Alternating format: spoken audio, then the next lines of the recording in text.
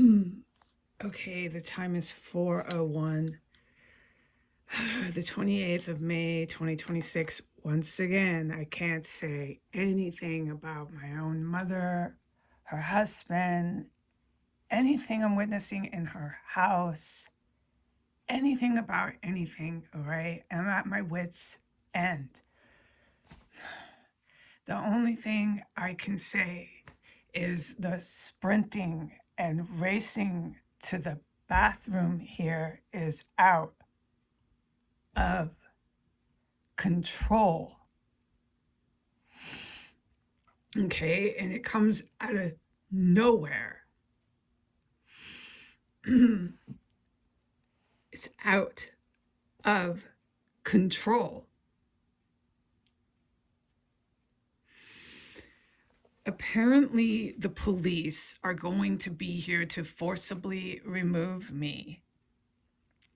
Okay, so I'm pretty upset. Um, I thought I had legal rights. Apparently, I don't. Tomorrow, I'm going to meet with my mother and her spouse. I have been begging law enforcement and military to do something, and it will never happen. I have abandoned any hope.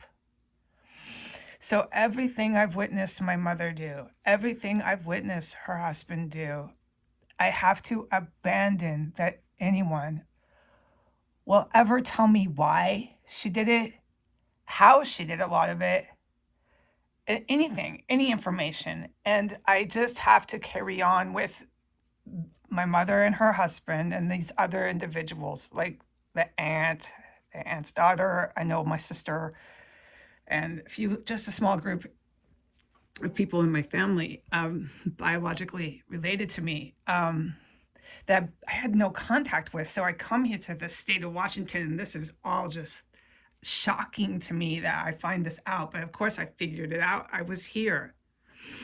I had no idea until I came here. So apparently, I'm going to be forcibly removed, all my property in here, everything, just my life fucking destroyed. I mean, do you know what this is like for me? And the fact that they have cops with everything I've witnessed is even more traumatic than there are English words to describe. Endless fucking police in here. And when they come, they're coming for me. It's horrid. Every time the cops are here, they're coming because of me. I've done nothing, okay? I can't even talk about anything. I've done nothing so much and so huge. A person who's not even talking isn't doing anything. I'm not even talking about anything. But the cops keep coming just to see me. Now my property, everything I own, my cats will be in her house. I'll be on the streets, and it's at her mercy if she doesn't throw my animals and my belongings into the trash. Why did the woman ever bring me here?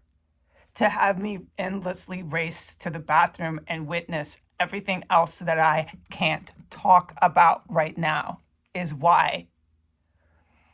So I don't have any legal rights. That notice that she gave me the day I went sprinting and racing like 3 times in a row after I got the paperwork was my only notice that I had rights for. I'm going to go meet with this woman and this man, her husband, tomorrow, and I'm going to beg these people to have mercy on me. Okay? There are reasons why I won't get in her car and drive anywhere with her, but it doesn't matter. The cops don't come for anything but to see me and place me under another formal arrest.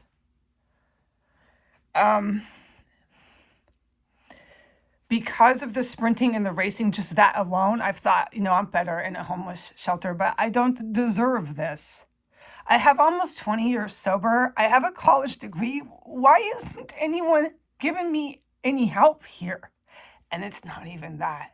It's what I've witnessed my mother do. And what does this mean? It means the cops come to see me even more, dressed with guns, badges, handcuffs, and place me under arrest or physically just forcibly remove me from my mother's house where I witnessed her do it all. Yeah, that's what I get. So I have no rights. I'm going to call a lawyer after I meet with my mother. I'm just going to see if I have any hope at all, okay? What a lawyer would say.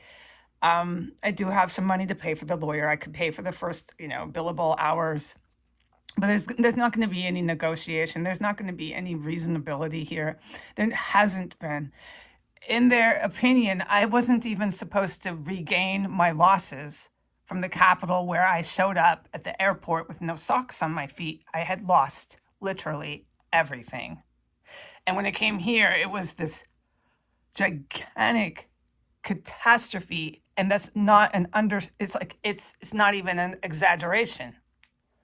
If I bought a bra, if I bought underwear, I wasn't supposed to buy anything. I was supposed to wear rags. It was clear as day.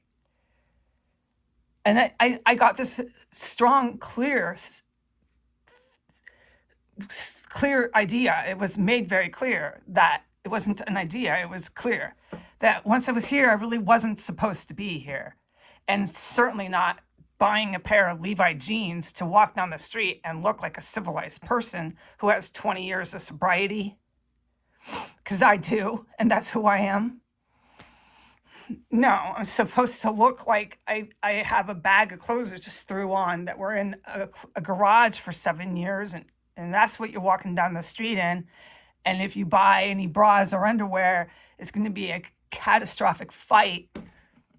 And I'm going to say, because everything I say is the law of the land, I'm going to say you're on shopping sprees and you're manically bipolar shopping. And I'm going to tell those cops that. And every time you race and sprint in front of these cameras with these alarms, because we watch your every move and we have alarms synchronized to when you go in and out of your room and up and down stairs and into our kitchen, I'm going to say you're imagining that you're sprinting to the bathroom and there's something wrong with you and your mental health. All right, so tomorrow I'm going to meet with them, all right? I'm going to beg these people for mercy to give me 1 more month to figure out where I am going.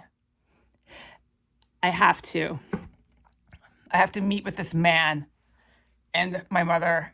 I have no choice. There's no ever any negotiation with them. I have no legal rights, and they're bringing the cops. And I am going to get a lawyer to see what the lawyer might be able to do for me at all, if anything at all. Goodbye.